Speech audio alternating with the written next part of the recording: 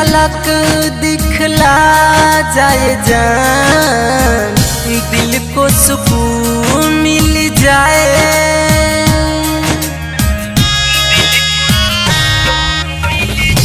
एक झलक दिखला जाए जान, दिल को सुकून मिल जाए।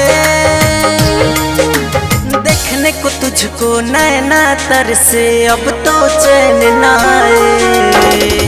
आजा सनम मेरे सामने, मेरे लिए भेजा है राम ने वो तुझे।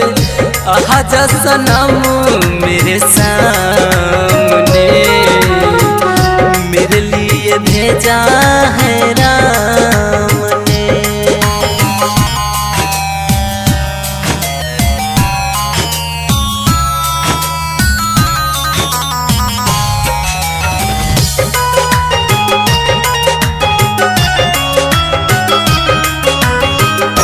दिल की बेचैनी कैसे मैं बताऊं, तू जो ना मिलेगी तो मैं मर जाऊं।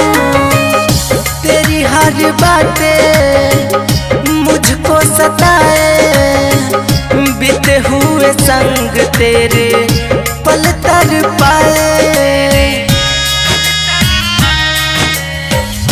दिल की बेचैनी कैसे मैं बताऊं, तू जो ना मिलेगी तो मैं मर जाऊं।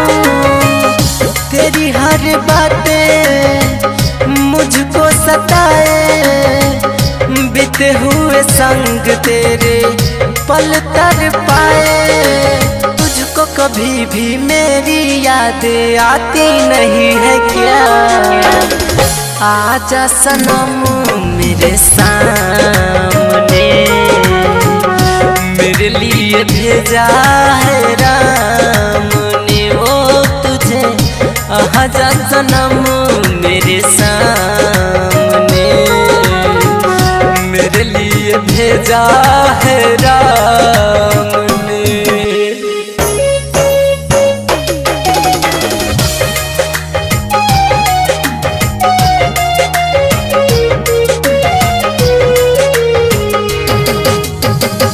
तोड़ के वादे कसमें वो धागे, जाओगे छोड़ के तुम मुझको रुला के।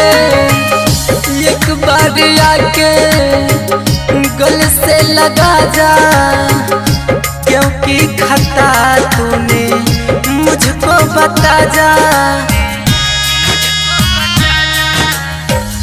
तोड़ के वादे कसमें वो धागे, जाओगे छोड़ के तुम मुझको रुला के।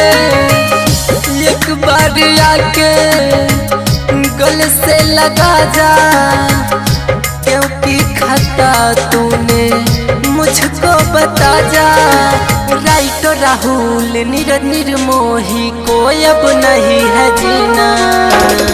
आजा सनम मेरे सामने, मेरे लिए भेजा है राम ने।